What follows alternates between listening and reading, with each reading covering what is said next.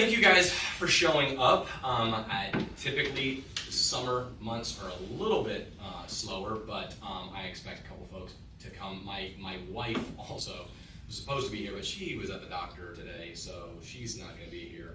But I'm really excited about having Danny. I'll introduce Danny, and then I'll ask you, Danny, if you wouldn't mind just maybe expounding a little bit on the intro that I give. But I'm really excited about having Danny Hamlin here to kind of share, because Danny's doing a lot of really interesting things. He came a little bit early, so I was able to pick his brain. We're going to go through some slides, but you guys may have heard me just mentioning before we really got started that we're not going to stay overly constrained to the slides. It'll be a good guide. I'll use them a little bit, but I think you guys are going to probably benefit even more so by just asking questions of some of the things, dynamic, interesting things that Danny's kind of doing. So I'm definitely going to have a lot of time to kind of go through that. But the topic for this month is how to rehab for big profits. So the general thrust is, what are the do's and don'ts of making sure that if you have a property that you're going to be investing dollars into, beautifying, renovating, improving, how do you not step in a bear trap and cut your leg off, and how do you kind of make sure that you get the best return on said investment? Danny has renovated a ton of houses, so there's too many. There's a wealth of knowledge that we'll be able to kind of extract from him on that. Before we jump into that though, just real quick introductions. I'll give Danny's introduction and I have you kind of expand a little bit. Come on in, grab a seat. What's up, bud? Have a seat. And then I'll kind of talk a little bit about who we are. Then, after that, I am going to have everybody just kind of do their introductions and tell us a little bit. I'll give you the kind of questions I'd love for you to answer when you get a chance to give your elevator pitch for 30 seconds. So, Danny, what is your company's title? Hamlin Realty Group? Hamlin Group. Yeah. Hamlin Group. But Danny is a real estate business owner. Helps people. It can help anybody, but has helped people really effectively in distressed assets, people who are being foreclosed on, behind on their mortgages and stuff like that. Many years ago, when I first had a conversation with Danny about it, all of my business is up in the Northern Virginia and D.C. metro area, and for the most part, all of your business is up in this area too. 100%. But he was down in North Carolina. I'm like, dude, what are you doing in North Carolina? I was like, I don't need to. I like Hilton Head, and I'm thinking hanging out here. And he was just running his whole business remotely. Man, that's a really cool way to kind of build that. But from that has really taken a tremendous leap into real estate investing. Owns a large number of residential real estate doors. Has been doing dynamic things from both development in the DC area to helping people through a subject to acquisition of properties. We'll get more into that. But owns a lot of residential real estate properties. And when I was asking Danny, what's the end goal? Why are you doing this? What do you want to have be the outcome of the time, effort, energy you're investing in everything you're doing? He's like, I just want to be able to make decisions from an emotional standpoint, not from a financial standpoint. Hey, I feel like this is something I should be doing, I don't want to do, and not have to necessarily worry about it, which who doesn't want that to be the way that we're able to make all of our decisions? So, and young guy, 34 years old, well on the way to accomplishing that particular thing. So Danny, what would you add to that? Just giving people a little bit of understanding of who you are so that we can talk about me, frankly. That's Megel on that was the star of the show. No, if anybody asks, I tell people I'm a foreclosure specialist. Go up to people that have active sale dates and say, hey, there's 5 different ways on how to stop your foreclosure. There's no one cookie cutter. It's great because much like flipping, it involves creativity. I have to use my brain. Everyone's different. I have to listen and see what they're looking for. So that's kind of my title. That's my day-to-day. I deal with a lot of people that are just done. Here's the keys, I'm out of here, or someone passed away, their house is jacked up, they need to move on, and that's where one of my options. I say, listen, I can take over your mortgage, no problem. I do that somewhat frequently, depending on the market, the day of the sale, I suppose. But most people I'm talking to, they're 30 days out from foreclosure, so I'm dealing with that. And then I think we can, talking about flipping, I was telling Matt that it's like a massive pie that we're talking about. So we'll only be talking about probably a sliver of it. I could probably go back to each month and talk about the different stuff you guys have been going through. But as far as what I do on a day-to-day, development downtown, I do a ton of that. and then I just kind of evolved every year into, I initially wanted to own a bunch of rentals. I was 22, I said I want to be in real estate, I want to own a bunch of rentals, and then I got so many rentals that some of them end up having so much equity that it didn't make sense to keep, and I was like, all right, well, I can take these rental properties and turn them into more rental properties. It's got 100 grand worth of equity, and this is where we're flipping for big dollars. I didn't start off looking at big dollars. A lot of them are like 30 grand worth of equity, and then like 3 years later, I'm like, whoa, this house next door just sold for like 150 grand more than I bought mine for. Let's see what we got, and then I would take that money and just keep rolling. So again, we can keep want to go for hours on that one. Yeah, one of the themes that you guys you've been here before and of course watched online, that we're always talking about real estate investing in its core is problem solving, right?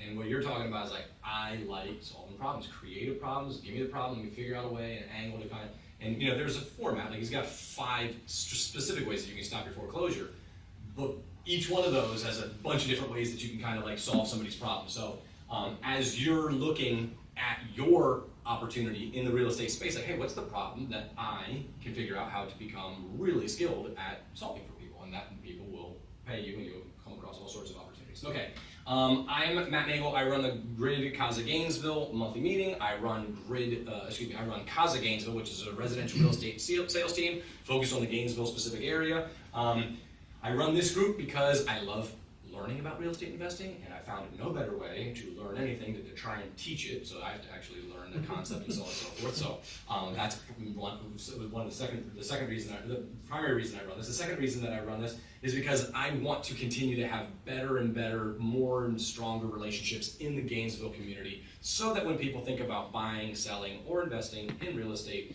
at least I've got some chance of coming to mind, if that makes sense.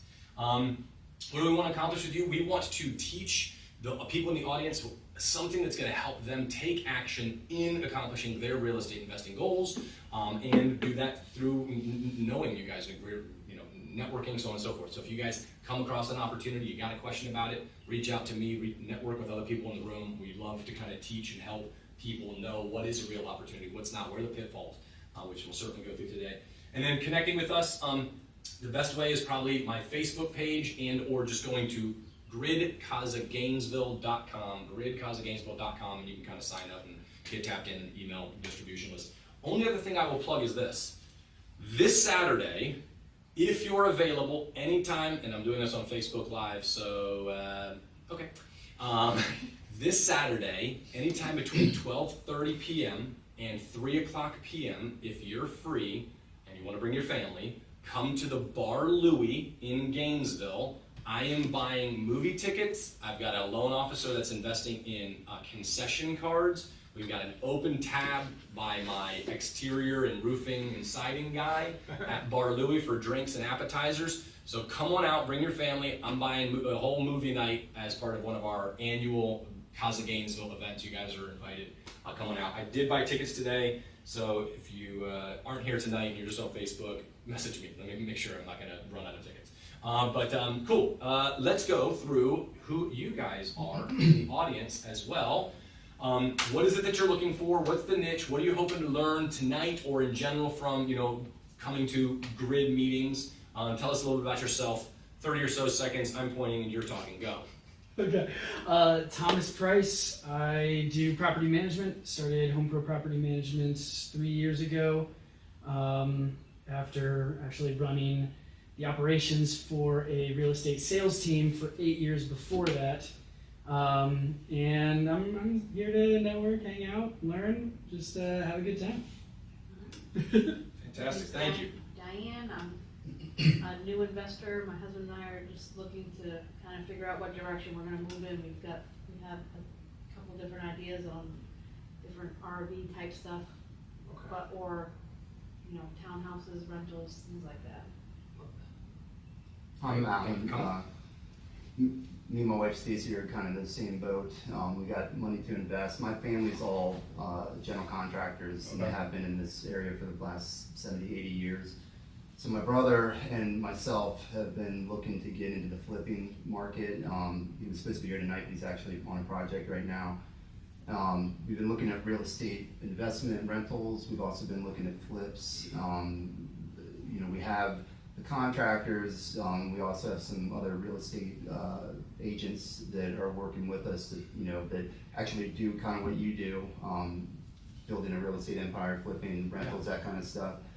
But I wanted to come here because I know you're local to the area. Like I said, I saw you one wheeling down the street, Stacy. What street are you on? We're on Estate Manor. Okay. Right on the corner of Estate Manor and Dodsworth. Gotcha. Right before it goes into the next neighborhood. Yep, I know exactly where you're at. Oh, Yeah. you just bought that property from the soccer coach maybe a No, that's 18 months actually ago? we're the other side. On the other side, Yeah, got it, we're okay. we're yeah, Past that's Dodsworth the or pots. down. Yeah, we're Yeah.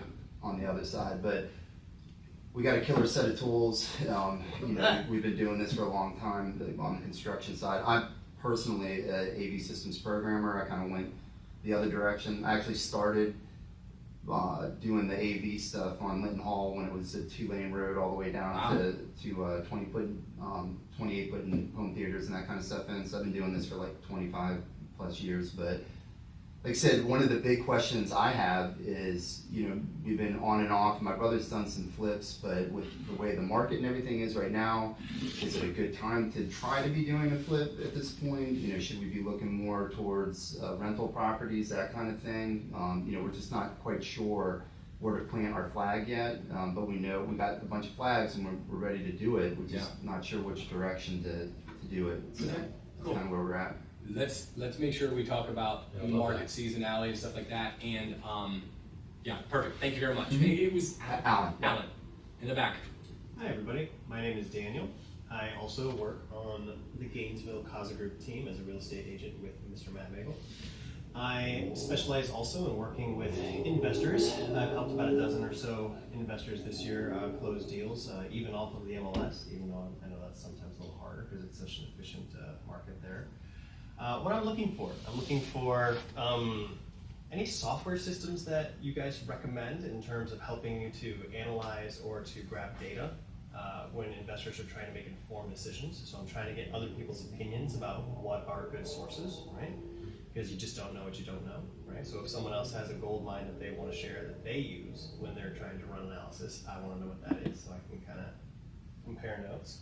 I'm also looking to expand my list of wholesalers, right? Because the more wholesalers that I'm on the buyer's list for, the more opportunities I can help my people analyze. Dan and I have lots of conversations in between months, and he's like, I never remember to tell people that these are the things I'm looking for. So well done. Good job making sure that people know. Tyler. Hi everyone, I'm Tyler. I'm also part of the CAZA Gainesville real estate group.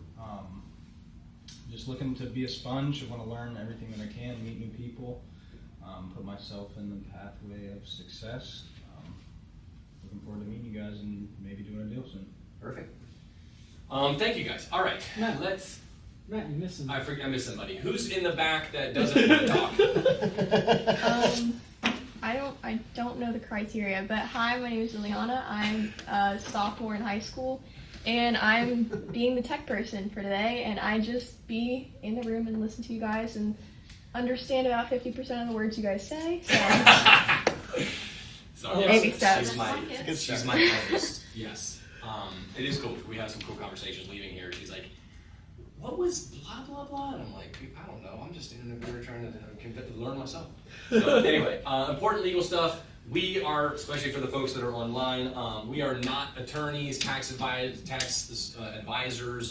licensed investment advisors. We do some real estate stuff. We try and share that stuff with you guys. Please consult anybody that you think you need to talk to make sure that you're making the best decision for you and your family. All right, 3 steps. Start early, flip right, blah, blah, blah. I don't know, we'll come back to this. Danny, tell us a little bit about the stuff that what have you learned? What are some of the biggest mistakes maybe that you've made when flipping a house? I'm gonna just throw out some random questions, kind of podcast style at you, and then we'll skip through this and stay on track a little bit. But like, start us off with like, what's a mistake you've made specifically when renovating that you're not gonna ever make again because that was a helpful, painful lesson? Anything come to mind? Over leveraging. That was like, it's for some reason I keep having to learn this lesson over and over and over again. My dad's, him and his siblings have all flipped properties through the 80s and 90s. Over leveraging. If you don't have the cash, don't even walk in the room. Like, don't bite off more than you can chew, because trust me, it's gonna take years off your life, I think. I don't know. I'm not there yet, but yeah, over leveraging is probably the worst mistake I think I've offered. Do you have some kind of simple metrics now that you're saying, hey, this I can't, if I don't have 30% of what it's gonna take to do this, like, do you have what is a not over leveraging? What do you use as a rule of thumb? Well, I mean, I would always say you gotta crawl before you walk. So if you guys are just starting off, specifically you two, just starting off, start off with one. Don't start off with five, and don't start off with $1 million renovation, because that $100,000 renovation, that $50,000 is so much of a learning curve that was actually, it's easy for me now to do the $1 million renovation. I'm learning the $5 million renovation. But the $100,000 renovation, I would not have been able to get to where I'm at if I didn't do that $50,000 renovation and make those mistakes. I made mistakes with having hard money. Hard money's great. It's a great tool to utilize.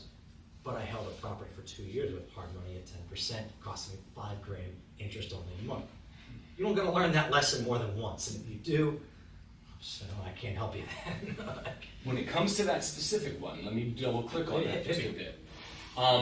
What was it that, I'm assuming, how long did you think you were going to be holding the property that ultimately took 2 years to get out of? 6 months max. 6 months I think max? I'd be in and out in 6 months. It was January 2020 I bought it, and then COVID hit.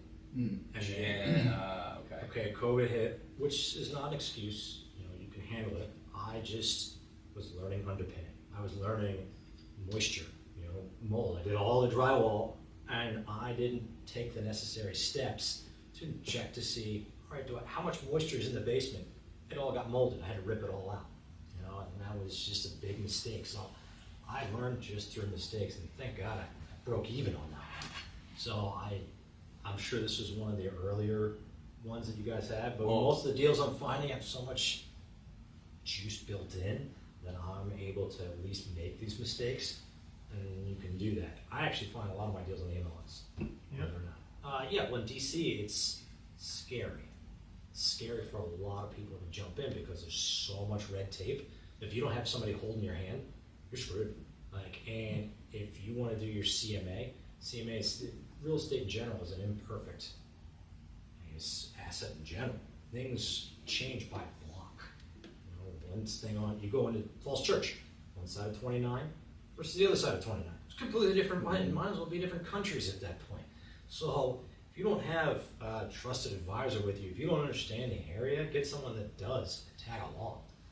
DC is no different. If I go one side of 8th Street, I'm in Capitol Hill. On another side of 8th Street, I'm in Trinidad, which was like a war zone.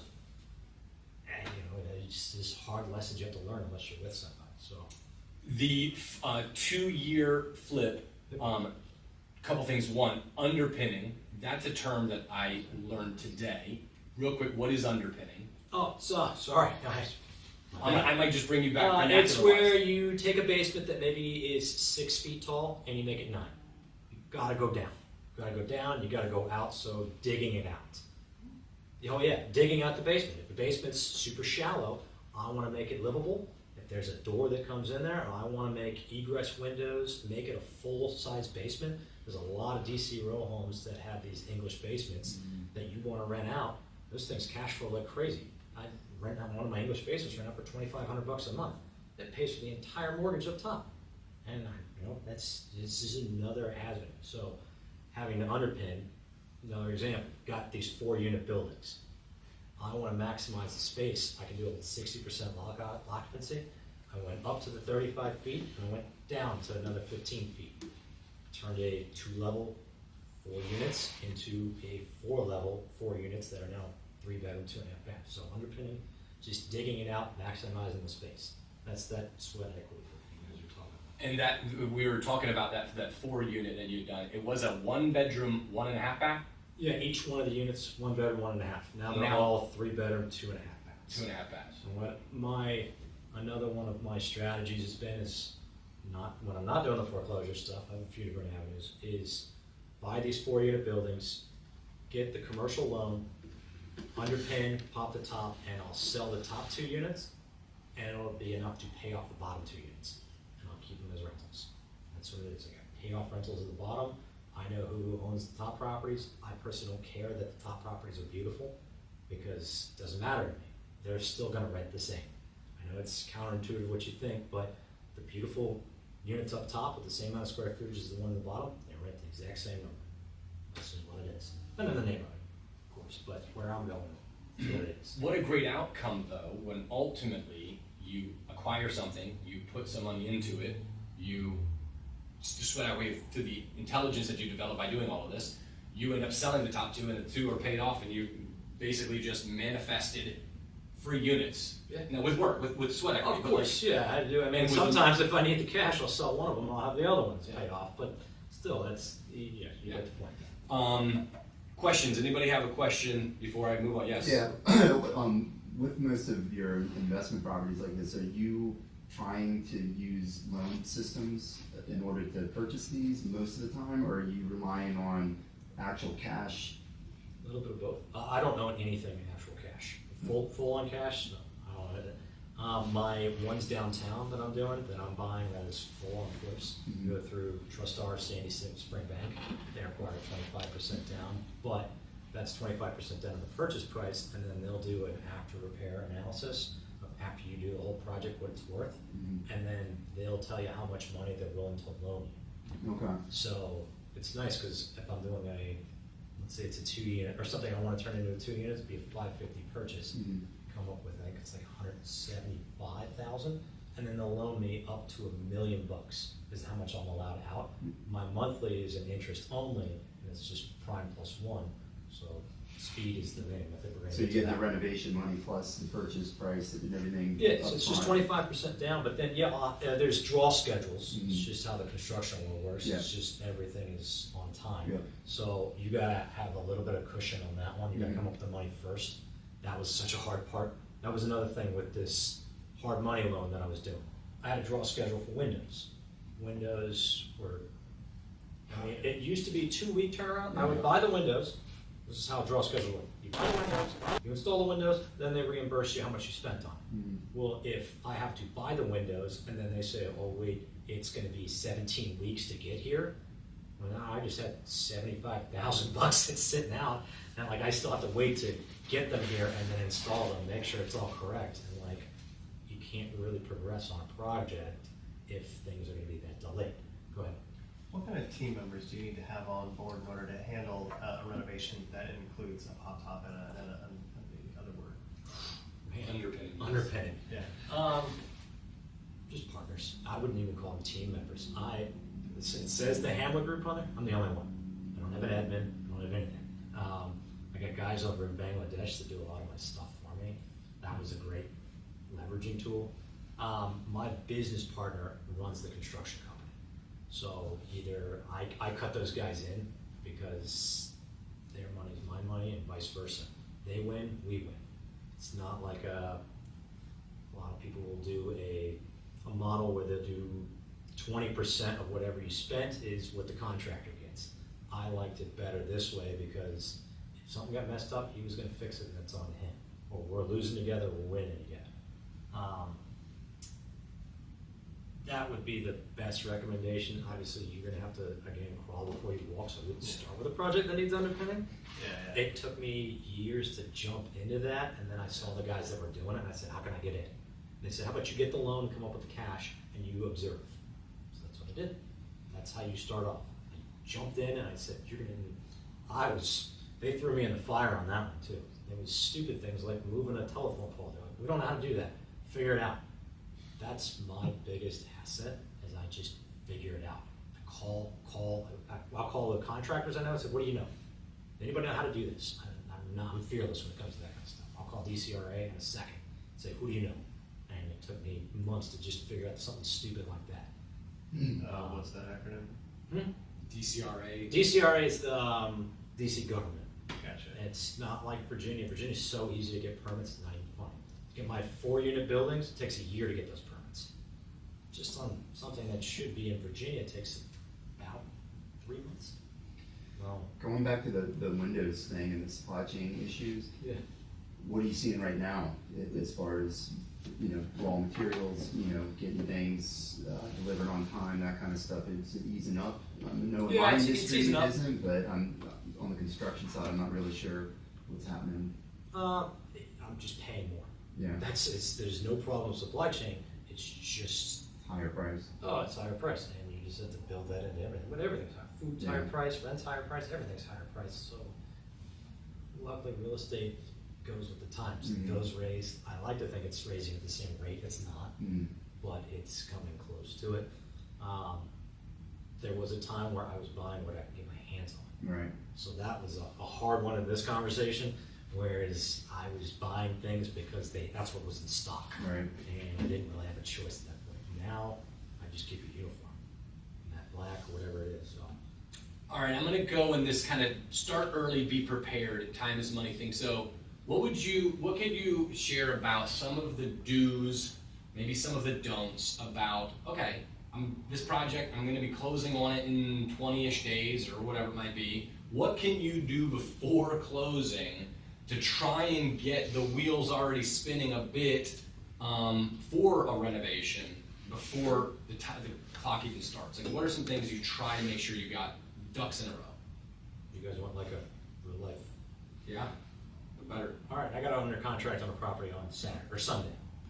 It is off the MLS, and I actually asked to see if I can close in 45 days as opposed to 30 days.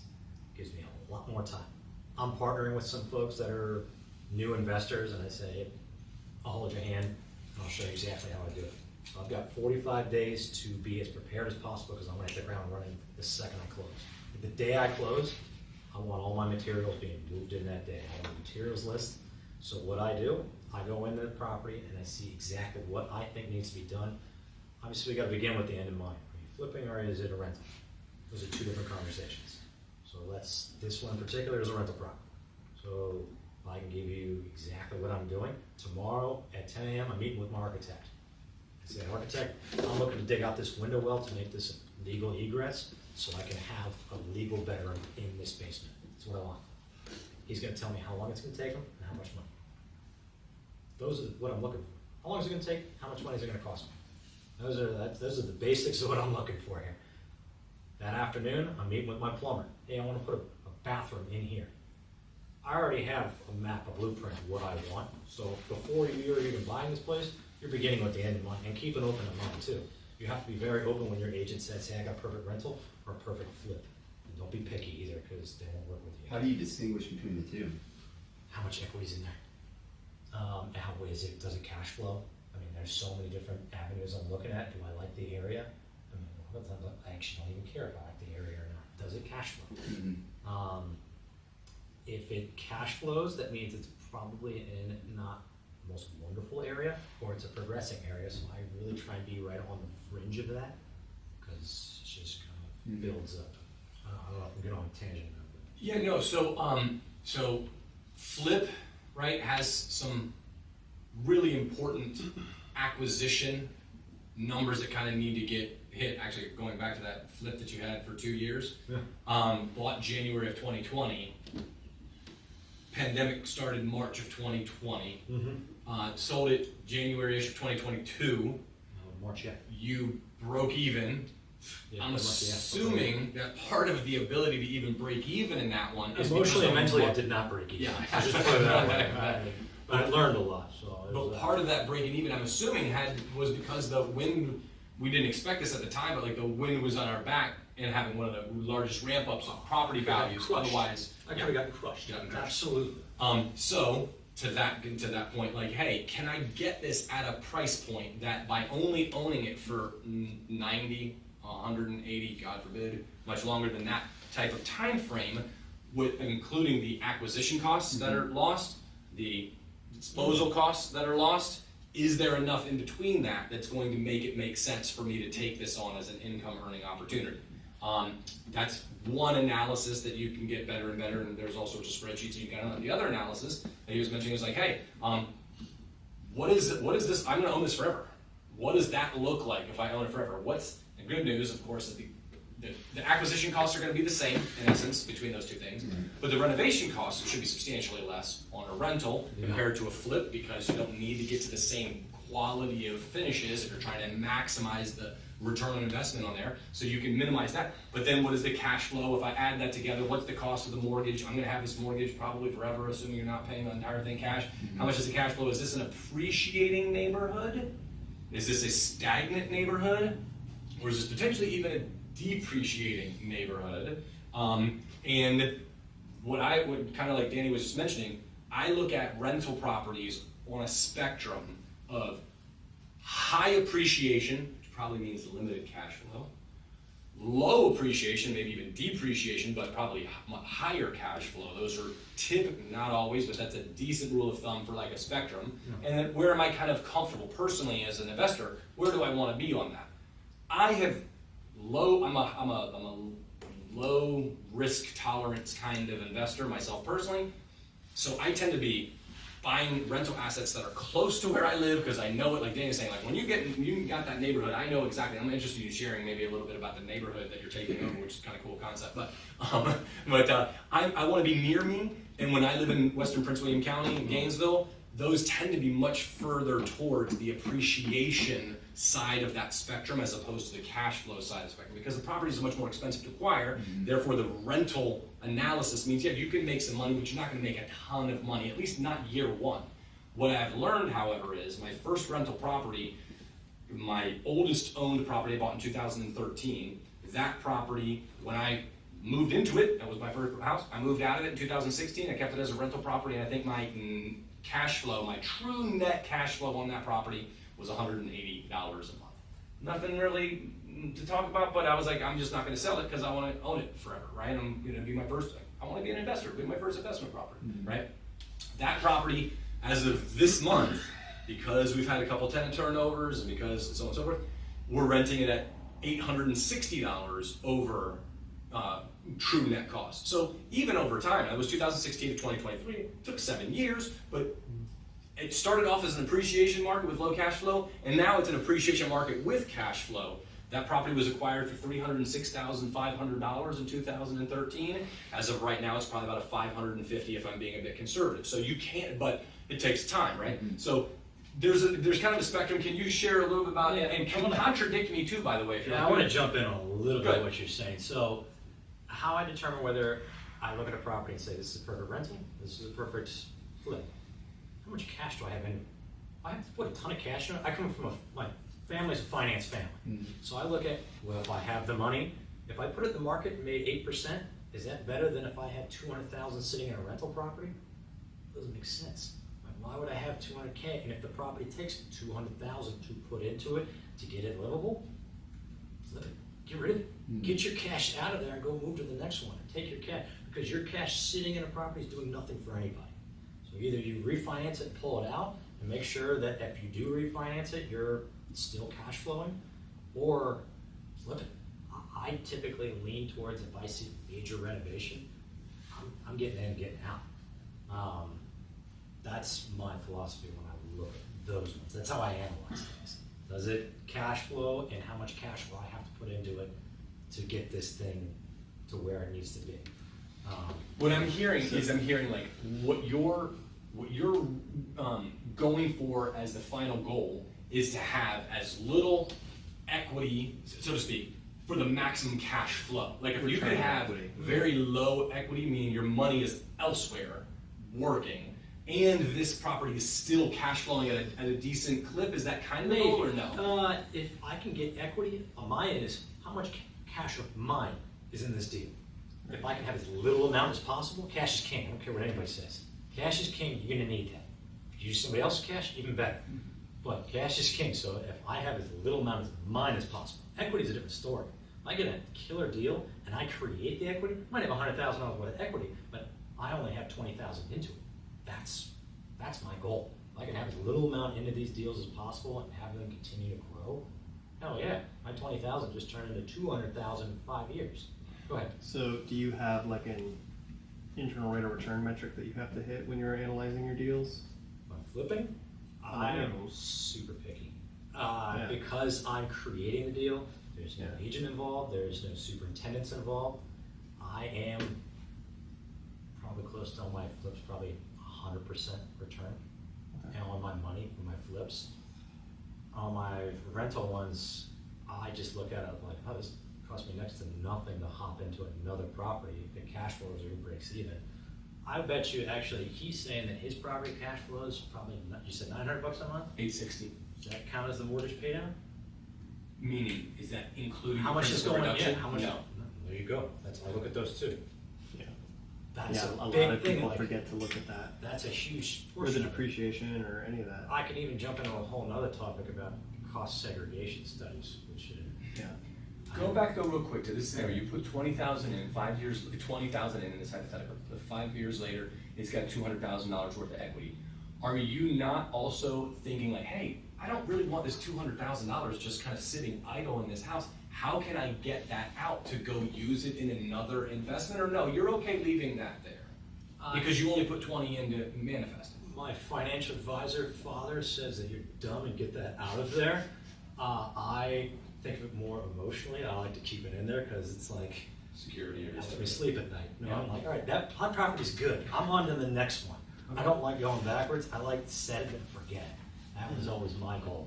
But I keep very busy too, so I'm not saying I don't have time to analyze it, probably could make time, but I like going to the next thing. I like creating, I like doing lots and lots of things and having my hand in a lot of things. So if I'm revisiting these things, I'll do it every January where I'll revisit when I get my 1098, revisit the numbers, see where we're at, how much mortgage paid down, how much equity we got, how we doing on the rent. Do I love my tenants? That's a big thing too. A lot of my tenants, like, I charge them a little bit less, and say, you're gonna take care of my house. That's what I care about. So depending, obviously, I'm not gonna take a negative cash flow to take a good tenant, but yeah. So you're not using like management companies and that kind of thing, you're. I'm not there yet. If you're on less than 5, do it yourself, no offense. No, I always say it's a luxury expense. Like you don't need it. If you're really just wanting to not have the headache, then fine. But Find good tenants. It's not hard. You know, if you spend a little bit of time, check their credit, get to know them a little bit.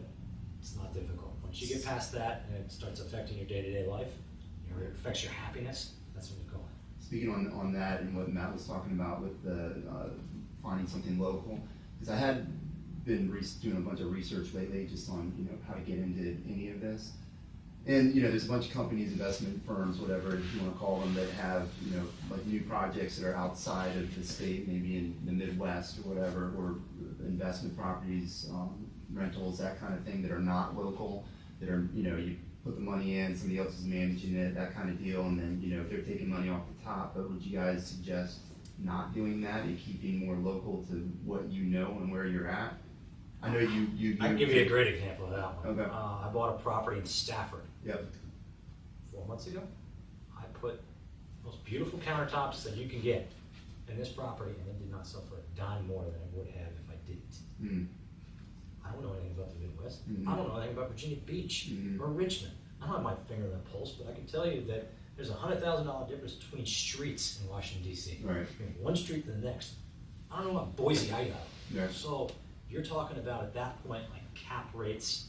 You have to start looking at like commercial side things. Mm. If it's a commercial building, then you're dealing with a whole other category that we're not even talking about. But I believe in keeping my pulse on the market. Right. I know what's going on here. Okay. I don't know what's going on even down in Stafford. I messed that up. Mm. Still made decent money, but I didn't make as much as I could have because I'm not there. Right. So that's my Makes sense. that's my I grew opinion, up. my theory. Yeah, I was born in D.C. and I grew up in Northern Virginia, so like this is where I'm. Changes Yeah. regularly. Vienna used to be like, Oh, I I know. wouldn't even call it Haymarket. What is Winchester? What's the Lytton or whatever it is? Like Vienna used to be like, yeah, exactly. My mom learned how to shoot in her backyard in Vienna. Oh, I grew up in Vienna. Okay, so it's like a different world now. Oh, Everything's So- brown. I know a bunch of people who have bought properties outside the northern, that are from here, that bought properties outside the Northern Virginia area. The primary reason, there's just only a couple of reasons why people do it. One is just lower cost of entry, right? Right. My business partner, Rob Chavez, started buying properties in Cumberland, Maryland, because it was only 2 hours away, and it was like, a third the cost for real estate as compared to here. he's basically gotten out of that market entirely for the most part, sold off a business that he owned there. He's got maybe 1 or 2 properties because his parents still live in that area as of right now. But like, it's just not something that, it was an interesting learning opportunity, as you talked about how important learning could kind of be. I'll get another buddy who was supposed to be here tonight, but he got COVID. Like, that's still a thing, it wasn't just a hoax. Anyway, all for jokes. But he had like 19 doors in Cleveland. Same thing. He wanted to kind of get a lower barrier of entry into A, and the cash flow in Cleveland was pretty good. He's made the decision recently to sell all of that stuff. He's like, you know what? It's just kind of, you know, I learned a lot. I got that stuff, and he's kind of coming back. So the only reason to kind of do it is lower barriers, which I want to get into the game, and I know I can kind of get in the game cheaper and easier over there. But unless you're going to stay there and learn everything there, then I tend to find that it just becomes like a step in the process to move on to something else. The other thing is, if your brother lives in a great city in Alabama and he knows a stinking thing, and you're your freaking brother, and you're like, cool, I can put you, then yeah, there's valid reasons to kind of get into another market, because there's a trust component that you really feel like you can kind of rely on. Shoot, Danny just said, my partner's money is my money is his partner's. Like, there's a trust level there that if Danny were to go to Wyoming, he would still be able to invest away from where he's at, because there's somebody there that he could kind of trust as much as, you know. Now, granted, It also depends on what guy you want to be.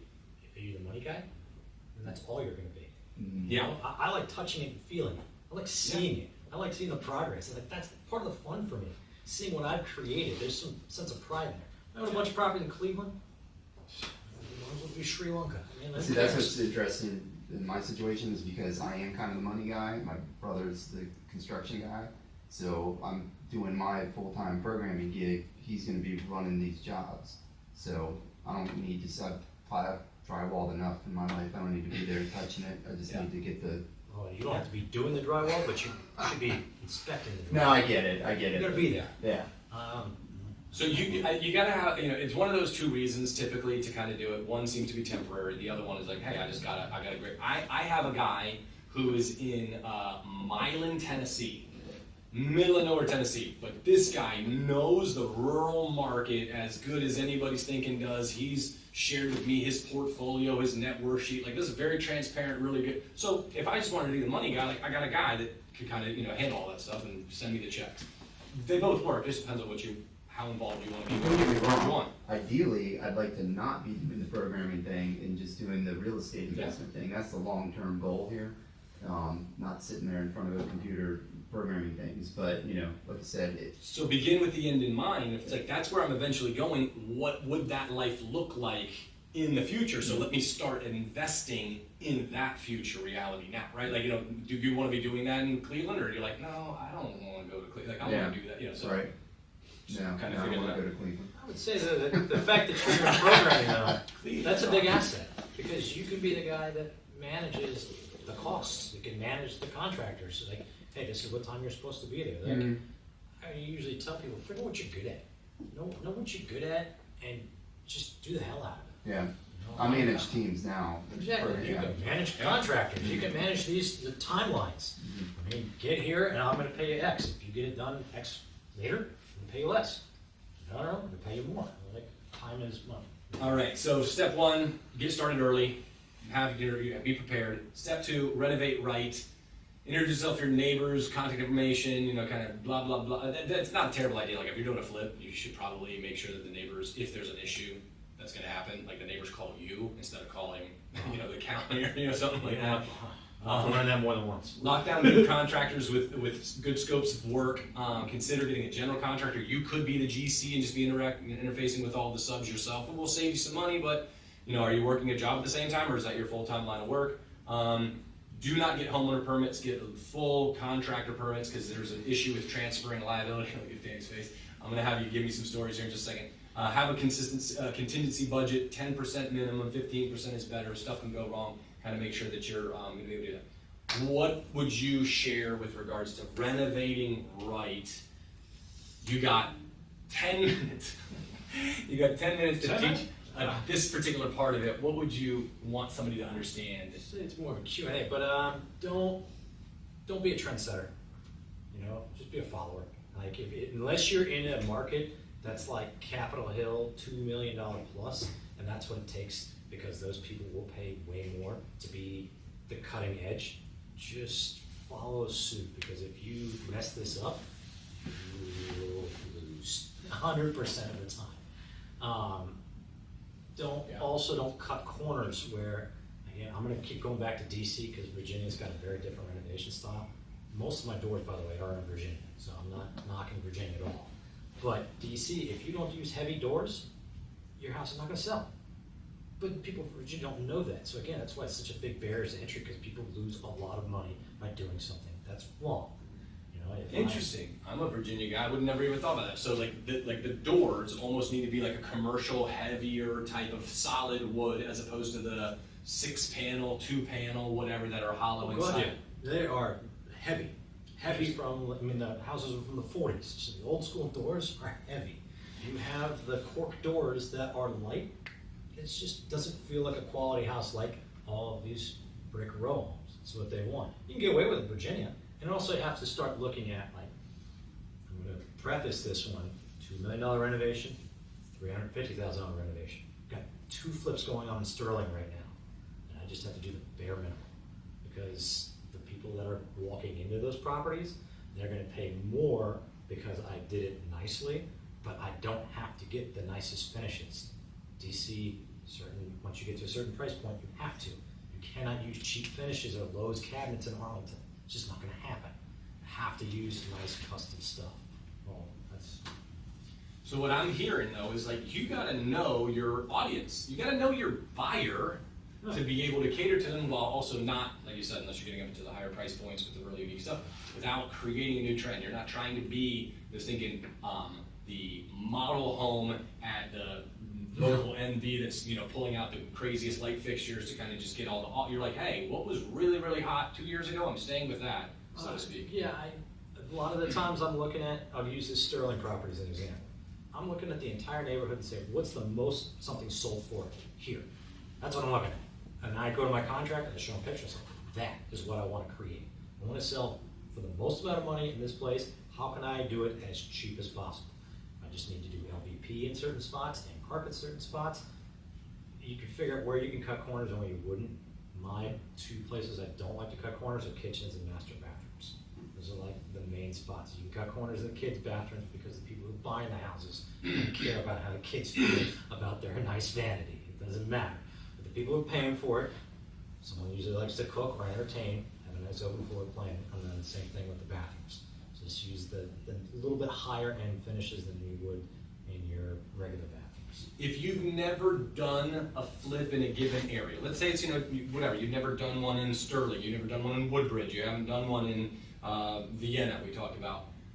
Is there a way to do some like, kind of like research on what would be, you know, if you're getting into an area, at one point you'd never done any flips in DC. Yeah. How did you kind of learn about that heavy door as an example? Like, how would you go about learning before you're I went with somebody that did it. I mean, I wouldn't ever recommend going at it alone. Find a partner, find a friend, find someone that's done this before. And not like once, like 10 to 20 to 30 times, and figure out how you could be of value.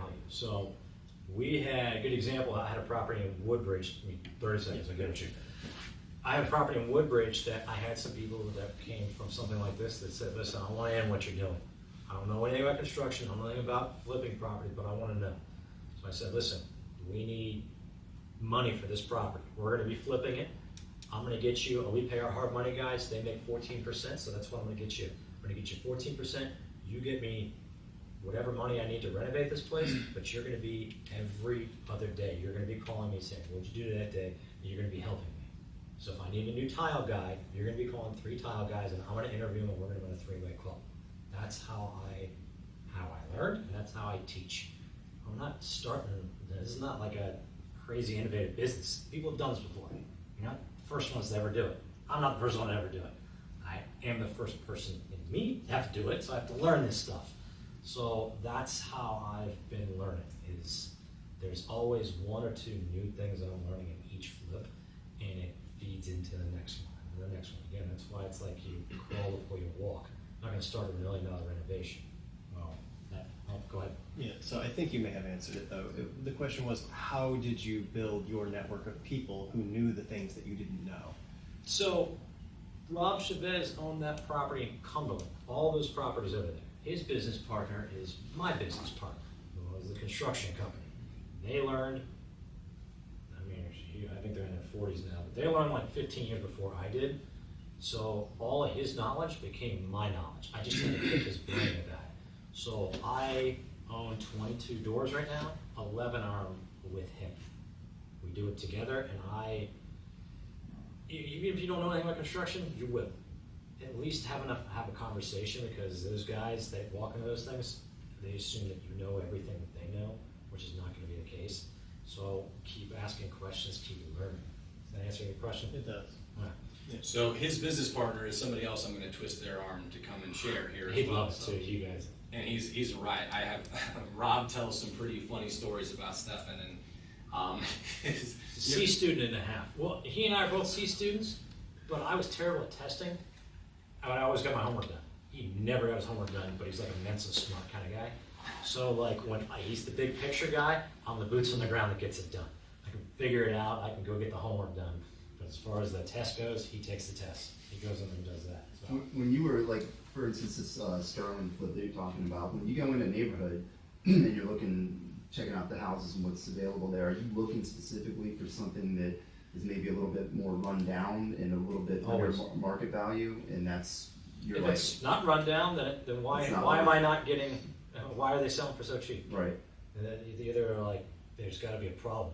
But do you have a like a ratio of like this is so much under what these other houses are going for? I think I'm going to be able to get. Is there a magic number for you where you're like, this is a good? A lot of the times when I'm negotiating with sellers, and again, I'm sure that was a different class, but I'm negotiating to the point where I'm like, dude, a lot of times I'm not going into these houses, so I say, I don't care. The square footage, there's no way I can lose on these numbers. That's how I'm buying a lot of these things. Without sight unseen? I've done a number of sight unseens where this condo that I just purchased downtown, or that I'm under contract, I have not been to it yet. But you just know where it is. And I know exactly where it is. I know the square footage. I'm good at that. This Sterling one, I have never been to Newberry condos. I've never been to that area, but I knew that if I'm buying it for less than anything sold in the last 3 years, how could I lose? Are you doing it's because you talk a lot about condos? Are you doing mainly condos, townhouses, or are you doing Everything. houses? I do everything. Everything. Yeah, single family homes. I prefer townhouses if I'm doing like rentals. Mm-hmm. But I'm not exclusive to one versus the other. It's whatever I can get the best deal on. So, how are you sourcing your deals? I know that's not today's Foreclosure. class, but I tell anybody that has an active foreclosure date, those are most of mine, and I'm picking them up subject to the existing mortgage. You guys familiar with those at all? I am. Yeah. that was February. Come on back, we'll go through them again. In a less than There's the 15 pitch. seconds, basically, if you ever heard somebody taking over someone's car payment, same type of thing. I take over their house payment.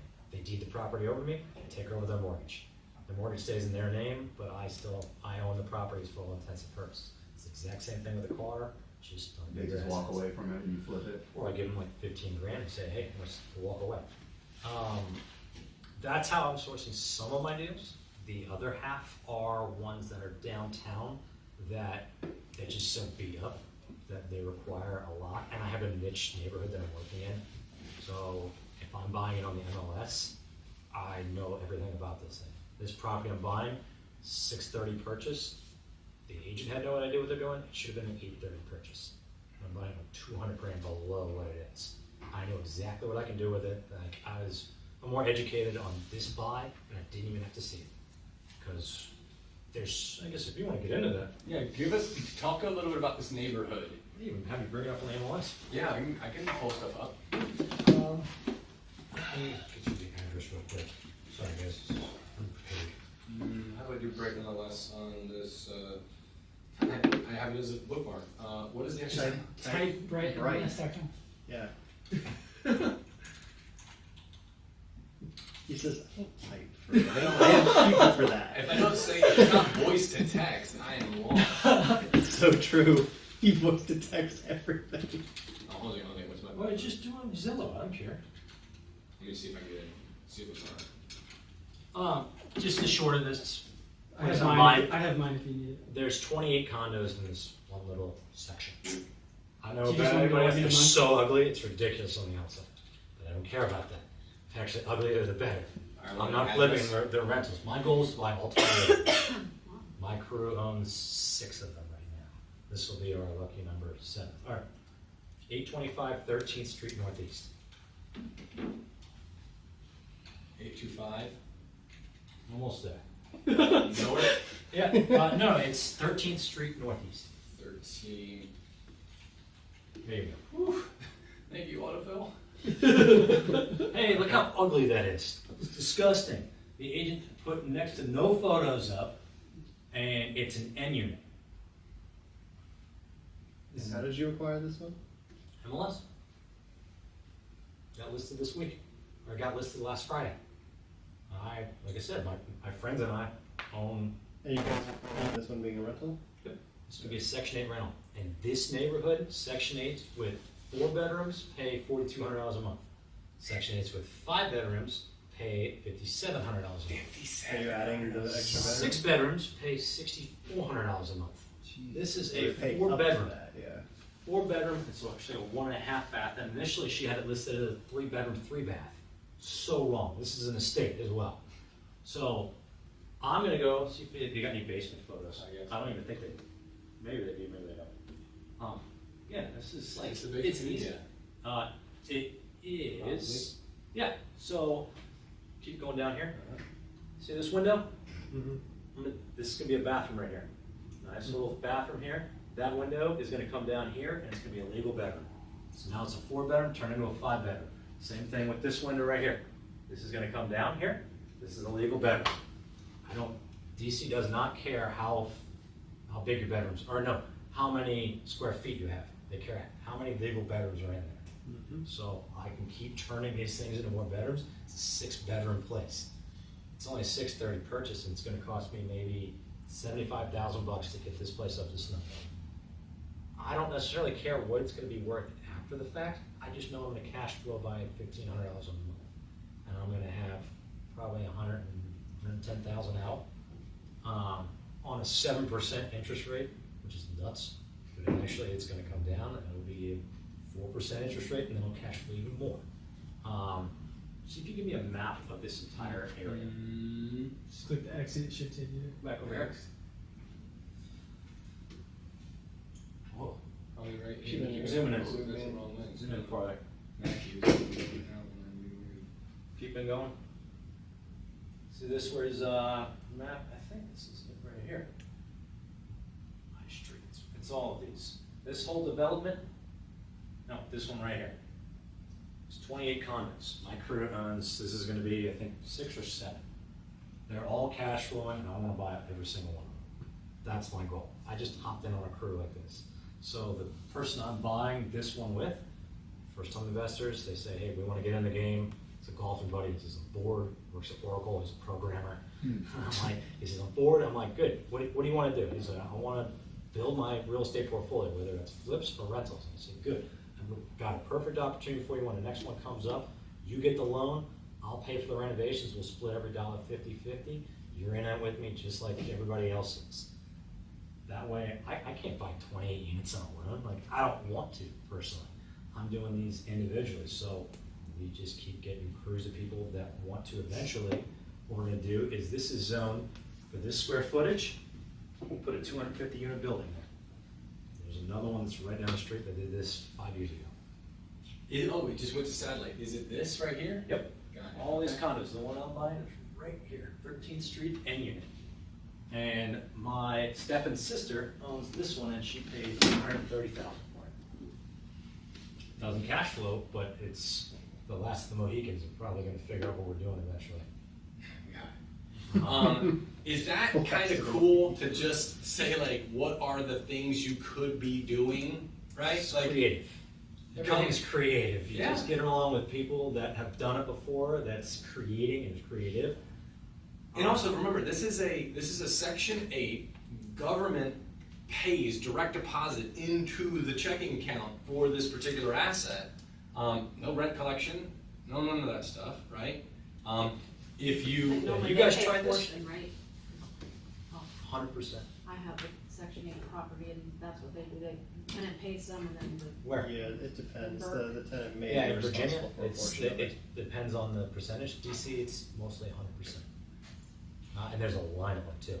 But I have to do a nice renovation. So if you guys just try and jump into something like this, bad news. In DC, does the government still check for comparable rents before they decide on how much they'll actually pay out? Because I know in Nope. Virginia, it may say up to this amount, but they'll check the comparable rents, and if the rents are less, then they'll only approve less. I can give you a website that shows if you go on this website and you hover over, this is Old City 1, they say this many bedrooms equates to this much money. It's very easy. They tell you exactly what it is. There's no two ways about it. They don't care how many bathrooms there are either, which is, again, mind-blowing to me, but this is what it is. I have 6 bedroom, 1 bath. So they don't do a rent test.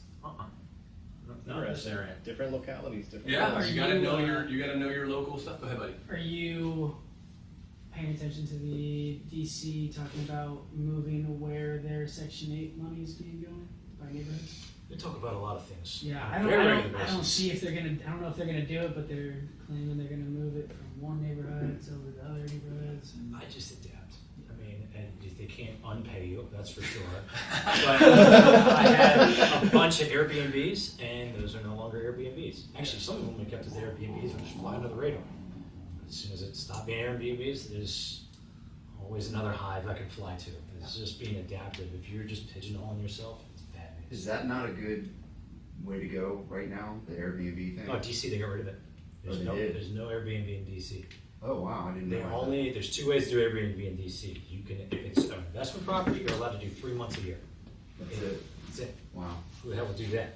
yeah. Or if it's your primary resident, you can Airbnb your own place for as much as you want. So like an English basement, Mhm. that's fine. My buddies were killing it on Airbnb. I mean, on a regular rental, they were making maybe $3,000 a month for a rent. Those ones went for $8,500 a month. Mind you, there's management involved in that, but they were just, it was cash cows. The hotel's lobby, they put in like 13 million because they were losing so much money on Airbnb, and people were coming in for a month or 2 or 3. They don't want to stay in a hotel for that long for work. They want to stay in Airbnb. Mhm. It's nicer and it's easier that way. So, but they got rid of it. What about Virginia? It's fine. It's Would you say it's a good place to try something? Fairfax right now? County does the same thing. You give 90 days. yeah, they Oh, you it- fly under the radar in a lot of those things. Yeah. If it just all depends on how much you're willing to risk. I'm just throwing that one out there that there is big government involved, and I try and do it within reason. I'm not swaying you guys one way or the other. I would also check like condo associations or townhome associations. A lot of them are just saying absolutely No, no. that won't do it, yeah. If you have a single family home, I would make sure that it's walking to somewhere, metro, anything, then you might be able to get away with it. But I see ones out in the country that make a lot of money that are That's on ponds and stuff one like of the that. things that we were looking at is something further out, and maybe throw a tiny house on a piece of property. I own a That's, tiny house in Lovettsville. yeah, well, that's It's killing that's what we were discussing. $100 a day is what it is. So if you got 60 grand on a plot of land on a creek, Yeah, $100 a day. And it's especially with like- weddings and wineries and stuff like that. But I would also be prepared for fluctuation of time of year. Right. In winter time, it was kind of dry up a little bit. they do. But my tiny home is slammed for the next 6 months. What would you say is the biggest thing to look for as far as doing that? Like the view? Like if you're gonna put something on a piece of like tiny house on a piece of land, something that people got something to look at when they. Gotta have something to look at. Right. Yeah. My friend owns a farm and he's got 4 tiny homes on it. It's next to a bunch of wedding venues, so a lot of people are like, I just need a place to stay. Especially out in the sticks where you don't have a lot of hotels. That's a big asset. When we were thinking out here, my brother actually lives on the mountain, Bull Run over here, and there's a bunch of property for sale over there, and just wineries, breweries everywhere around here, and people just want to get away. Couples. The mountain house people are killing it these days. Especially Yeah. throw a hot tub on there. For some reason, hot tub's just like some houses like an extra $1,000 a month. I don't know how I understand it, but yeah, there's so many different ways to skin this cat. Figure out which one you like, you're interested in, find someone that's doing it, and follow. Ask a lot of questions. Find somebody who's doing it. Like, I don't know enough about the Bull Run Mountain area, but I got a feeling like that homeowners association is a little bit tight on stuff. Yeah, So I don't know we just either right follow now. and find somebody who's doing it, and then Yeah. pick their brain, buy them coffee, lunch, whatever it might be. Like, I mean, hey, I'm not, it doesn't dead set have to be over there. no, We're just looking, like, the game. general idea of like, Yeah. what are the governing bodies? Like, you're talking about governing bodies in D.C. and like, hey, they can move the cheese at any point. You just got to just do that research so that you know what could go wrong. Mhm. Or ask us, because I know half a dozen people that are doing that out in Shenandoah, Page County. Yeah. They are murdering That's where my everything. family's from, it's out there. Sounds, your family's from a lot of areas. Yeah. Yeah, Well, that's the father's side of the family's from the Page County, Shenandoah area. Yeah, so. Do you know Shad and Melanie Montague? They run the Grid South Mount Maryland. Gomery. Southern- I'm the Southern worst. Maryland. I am a recluse. I don't have enough friends. I Got Danny to come out here. I need a round of applause to get out of the house. That's true. I am absolutely a recluse. Like, once I shot, that was what part I love about flipping the investment side of things, foreclosure world. If I want to disappear, I can. I can turn the dial off. I can turn it back on. And I don't have to show up every day if I don't want to. I just got to plan that out. I take off 4 months a year. What's your, how do you get your lists of foreclosures? There's 5 different websites. Yeah. Go to that one, go BWW Law Group. Could be .com, I don't know. I would actually just Google BWW Law Group. I got a bunch. If you guys want, I can send them to you. That'd be great. There's 5 different websites that have the active sale dates on them. There you go. Type in Virginia Sales, Also, go down all the way. Mike. Capello. Look at all these. This is the state of Virginia right here. Look at all these foreclosures. Go to Fairfax County. Would you look at that? Herndon, Clifton, Vienna. Oh, wow. Look at all these houses going to foreclosure. Now How- they give you enough information to do what Can you want. pursue these yourself? Mhm. You don't have like another like an ISA or anything like that, a partner? I have a guy from Bangladesh that creates a spreadsheet for me, puts all these every Monday, gets me their names, their email addresses, their phone numbers, and I have a pre-written letter, and they get an email, phone call, a text message, and a letter from me every week. There's your. I hand these keys to the kingdoms to anybody who asks, because guess what? For every person I can help You or went somebody straight else to your help, neighborhood, Checking Matt. like, what's going on? how about that? He's like, let me check No, a seriously, look. like I tell people, it's like, I don't mind giving this kind of information away. Like a lot of people, hey, it's keys to the kingdom, it's proprietary. Bullshit. No way. Okay, these are the people that you can help. These people need your help. And every time I get a phone call from somebody that says, like, eat shit or whatever, like they're so angry at me, I'm waiting for the first person that calls me and says, thank you. I needed this phone call. I've been waiting. I buried my head in the sand like an ostrich. And like, my foreclosure date's coming. What can I do? Those are the people I'm looking for. The people that are like super angry right off the bat, I'm like, listen, there are so many of you, and there's not a lot of me. So the more me I can create and then just get you to understand that you're gonna talk to these people. Like, there are some angry ones, there are some just really thank you for helping me. Those are the ones you're looking for. So are you personally picking up the phone and calling these people? Yeah. While I'm dialing, baby. But if I don't want to, I won't. These lists keep coming. Right. They don't stop. Question for you, Danny. How often are these updated? Every day. Every day. Every day. If the sale gets canceled, it gets removed. This is the sale date. Yep. This is the time in the courthouse that it'll be auctioned. It's in essence correct. Is that what this That's is? right. Yeah. This is the address, and this is the. Texas value or something like that, or starting bid. I don't know. I don't really look at that one. I actually have my spreadsheet. What I do is I have what they purchase it for, when they purchase it for, and what the taxes value, so I can shape the conversation without having to run numbers. If someone calls me randomly back and says, "Hey, I got your voicemail, got your letter," I can go to my sheet real quick and be like, "Okay, I got a realm. I kind of know where they're at." I've talked to a few people that want me to expand down to Richmond, Portsmouth, stuff like that. I'm not, I like to disappear. So getting bigger in that aspect doesn't really excite me. This is work. The flipping part and the investment part are fun to me. It's problem solving.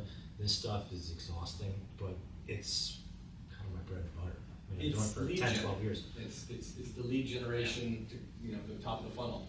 I Okay. got to follow up So on you that. have You 5 said ways to find the foreclosure, Oh. and we know. Oh, I have those 5 are- ways to stop the foreclosure. There's Well- 5 different websites. Okay. There's not website. BWW, Shapiro, Brown and Alt. Is each of those 5 websites providing the same information in slightly No. different format, or they're No, the different? banks hired these guys. These are trustees. There's 5 different trustees in this area that foreclose on people.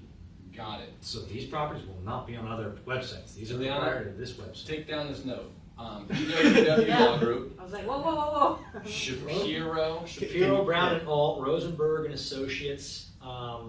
Rosenberg and Associates. Oh my. You have your book. You have your Go over bookmark. here. Go on to Gmail. Shapiro. Can you just, is this like, Shapiro, Brown, So, yes, sign in? Alt, Can I sign it? Yeah. and Alt. You ever messed with the Alt. blighted list? What? Have you ever messed with the blighted list? I missed like Blighted. Yeah, blighted properties Wasn't list. trying with the We found some word. wholesales there when I was doing Mark. and Associates? Did you get that? Basically, properties that don't realize they're being taxed at triple the amount because they haven't done certain things with the property to keep it up based on their standards. So they're getting taxed, quite frankly, out the ass, not even realizing, so we call them up. That's called. And then they look it up and they're like, oh shit, I've got 150,000 or 100,000 in taxes that I haven't paid. What's that called? Sorry, guys. Two-step That's verification. blighted. What'd you say? The blighted list? Blighted. Blight? That's what they call Like a plague? Like a blight? it. So the only other subject is getting it sold. So In terms they, of the topics. it's usually if somebody owns it, they So, inherited it, just whatever. get It's, through think of it like Cool. pre-foreclosure before it gets there. And they didn't cut the lawn, they didn't do all of these things that they have to do to keep it up to the county standards. Who makes this list? It's a tax. It's the government.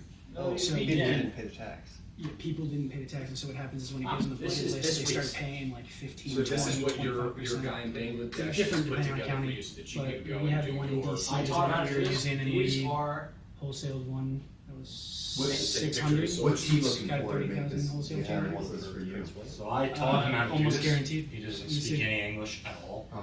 by the way. I mean, I have a lot of people who are active in Prince William. Sure. Because you know I'm an Been Assis doing it. Woodbridge, We're there's in a lot for of 12 going on. years. What he's going is he's going to these 5 different websites every Monday. Actually, he's doing it Monday morning over there. It's next Sunday night. And what he's doing is he's finding the new properties that are on these lists. So when he's looking at these properties, he's adding all the information that's not on there. He's adding when did they buy the property, when was the last sold date, what's the sold price. If it says zeros, that means they refinanced this date. Current tax assessed value. That's what he's looking at. This is the source. These are the websites that we're looking at. Samuel I. White. So yeah, the 5 are BWW Law, Brock and Scott, Logs, Samuel I. White is a big one. Samuel White, and Orleans PC. And then, McCain, Weisberg, and Conway is another one. Alex Cooper does DC. That's what you're going to find on those ones. PC. Yeah, so, and basically, the information that's not on there is their, who they are, their phone number, and their email address. Most of these are not workable. You know, these phone numbers don't work, the email addresses don't work, but if I add everything together, if I send them an email, if I send them a text message, That was my voicemails. follow-up question. What's up? You're sending direct mail. Mhm. Who do you use for that? You're licking the stamps and stuff?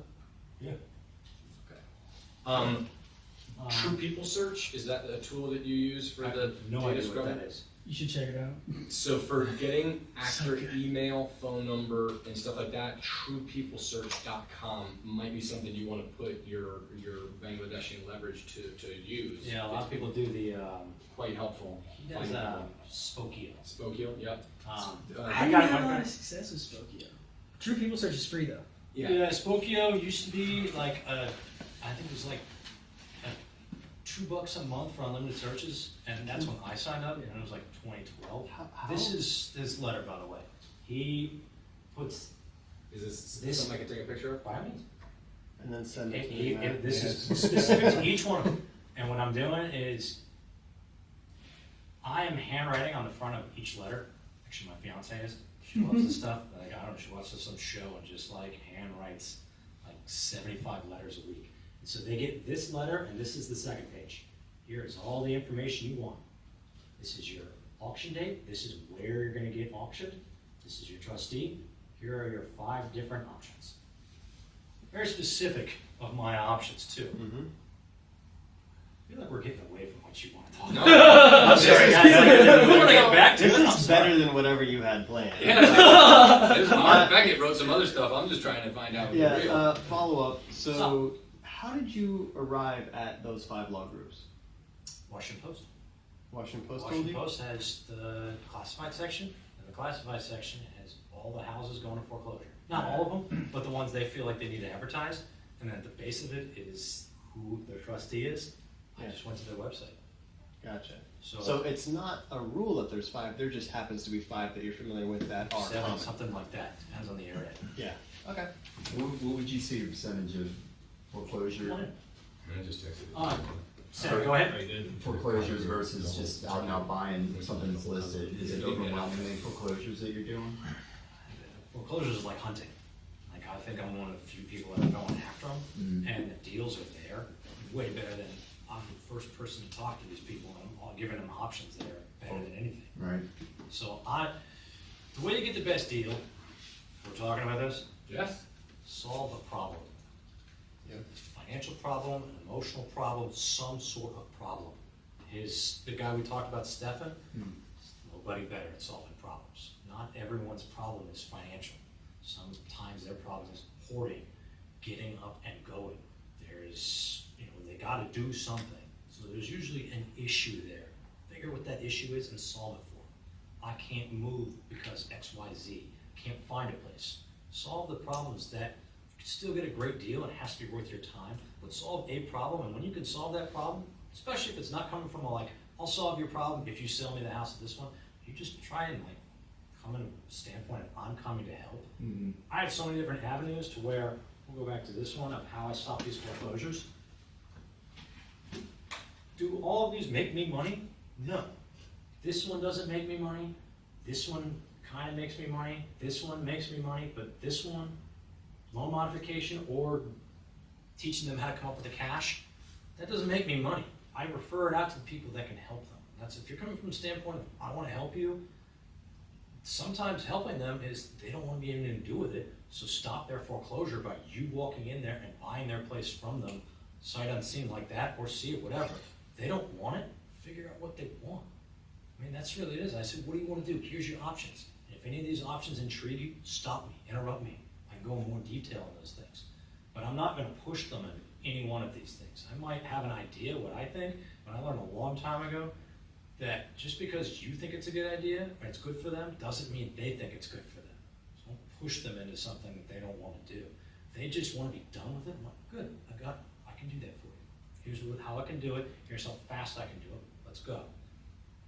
Or I could say, listen, what I'm understanding here is you're probably better off filing bankruptcy. Here's a great bankruptcy attorney. I interviewed like 10 of them, and I thought this guy was great. I trust him, and he's going to do a good job for me. He's not going to be sleazy, so I refer them all to this guy. I don't get anything out of it. I just know they're being taken care of. If it ever does come back, cool. And if they end up back on my list, which a lot of them do, I'm like, hey, what happened to the bankruptcy? Oh, you failed out? All right, well, it's not an option anymore. You still got these 3 other options that we can do. Stuff like that. I don't know. Makes sense? Solid. Sorry, I'm going off on a tangent here. That's good. Go back to this tab just real quick. Let's see if there's anything else to kind of cover when we're gonna wrap up. Switch it. All right, switch again. So getting it sold, we've gone through lots of different stuff. Thank you, Danny, for just being a fount of information. Really does help. You've renovated the house. You got to sink in and get it on the market. One of the things I kind of skipped over a bit here is just like if you're doing a renovation for a flip, you don't always have to stage, but a lot of times staging is a really worthwhile investment. Especially because just the simplest way to explain this particular thing in terms of selling your house and leveraging staging is when they're staging in the house, people are more interested in kind of how the house feels and how the flow is and all kinds of stuff. When there's no staging in the house, they're like, who picked this trim? And do you see the paint lines up here a little uneven? Like Especially the cheaper ones. Yeah. Absolutely. Your Everything- cheaper ones, you got to do that.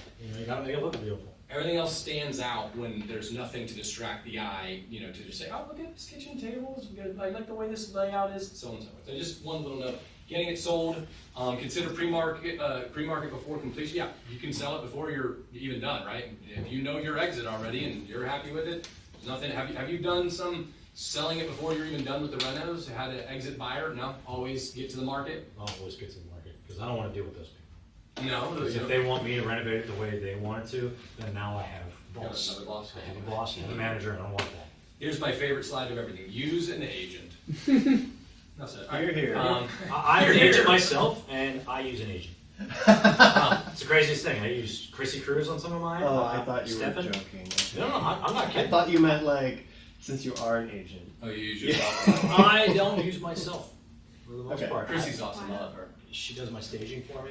Yeah. She's looking for business, so she's hungry and she gets after it, and we speak the same language. Yeah. So, and a lot of the times, a lot of agents should be the ones to typically find you deals. So I have a deal with Stefan, whereas if he finds me the deal, he gets paid on the buy and the resale, because I'm making money, so should he. You know, that's how it's sourced from him. It's just keep it in the family, keep it the circle going. You don't want to kill that golden goose. But yeah, I mean, anybody who's understood in resale, selling for the highest possible price, this is a silly little script that I use all the time when people contact me about doing it for sale. I'm like, look, you have a beautiful couch, brand new couch. You take that couch and you put it in Haverty's, or you take that same couch and you put it on Craigslist. Where's it gonna sell for more money? 99.99 times out of 100 is going to sell for more money in Haverty's, because the people that are actually coming into Haverty's are interested in buying a nice couch for a proper price. The people that are walking into Craigslist or whatever, finding on Craigslist, are looking for the deals that are going to try and pay you the least amount of money possible. So like, you put your house through an agent on Haverty's or yourself on Craigslist, like, you're just going to put less money in your pocket. When you start doing it at a high level with lots of them, you're going to lose a lot of money by not maximizing its exposure, marketing, and visibility. Anyway, and negotiation as well. Price to sell, beware price bands. Okay, so this is an interesting thing. I do this all the time. If your house is worth $515,000, you run the comps. The guy next door just sold for $515,000. I'm going to recommend. You may push back on this, but I'm going to recommend you list this for $499,900 because people search in $25,000 price bands. People are looking for properties under $500, $525, $550, $570, $600, etc. But nobody goes on to Zillow and says, hey, what's on the market right now for $512 and below? Real life example, last week I finished one of my Sterling condos. One below me sold for $380. I listed mine for $375, and now I'm under contract for $400. Yeah. The market will determine what your house is worth. Get it close to that, but you overlist it, you're dead. Yeah. You know, use the pricing bands and say, I'd rather have competition and fear of loss working for me, so I'm going to list it for less than I know it's worth, but definitely below one of those $25,000 price points, and watch where it kind of ends up going from there. Well done. If you have a price cut, go to the next band, correct? Like, there's not much of it. You list a house for $499 and then you drop the price to $495, you didn't really change your audience at all. I can't tell you how many times I've listed something I just had one not that long ago, we listed it at $399, got very little attention, dropped it to $374.9, sold it for $392. Like, you can come back up if you kind of get into new eyeballs. Daniel, what would you say? I'd rip the Band-Aid off. You know, if you gotta do a price cut, freaking do it and get in and get out. Because time, like I said, time is money. So I've had to do price cuts on some of my flips, and it sucked, but guess what? I got my money back and I was on to the next one. There's nothing worse than finishing something, be excited, and then it just sits there. Go to the next one. You'll be more excited, trust me. And racking up days on market doesn't help your price. Yeah. Couple of things. So this just says questions. We'll get to questions, but just before we do, because I want to respect both Danny's time and everybody else's time, we're at 8:24. We'll be done by 8:30 definitely. If you don't mind going to Meetup and leaving a review for this, it would really kind of help us continue to get the word out. The more people that the more reviews we get, the more people that come in, the more people that we're able to network with and find deals. RSVP for next month. I'm gonna see if I can maybe get Stefan. I'm gonna either get Stefan to come in, or Sean and Corey Ducko, Sean Reagan, Corey Ducko, Ducko Reagan. I'm gonna get one of them in here to maybe come and share. Of course, we're gonna network afterwards and go out there and find deals. Before we go to questions, Danny, anything you want to just make sure is also mentioned, or how people can reach out to you? What would be, you got the last word. I'm a recluse, so I don't even have to I'm an agent, and I probably sell, 20 to 30 houses a year, and I don't have business cards. So I'm an anomaly, so don't take that off of me. If you want my information, come and ask. I'll give it to you. I don't know. Perfect. But what can we be keeping an eye out for you? Like, let us be bird dogs for you. We're all in business, we're all in real estate, but what if we find something, think of Danny Hamblin if you see blank. What would you fill in for that? Someone with an active foreclosure. If you talk to someone with an active foreclosure, chances are there's nobody that knows the information how to stop it better. I know this is not, I hardly ever get referrals, if not, I don't think ever, just because people don't want to talk about that kind of stuff. But if you do know someone that's in this kind of situation, it's just, I would say, get them on the phone with me and I'll teach you exactly what to say and how to say it and how to help them the best. I think that's Perfect. my favorite thing to do. We've got just a couple more minutes. Questions? Anybody have any last minute questions? You guys have done a great job, by the way, of peppering questions as we go. It makes it much more conversational. I appreciate that big time. Anything else from you guys? Thank you very much. Danny, killing it, man. Yeah, It's good to see you, dude. How about that? Thank you guys. We'll wrap it up from there.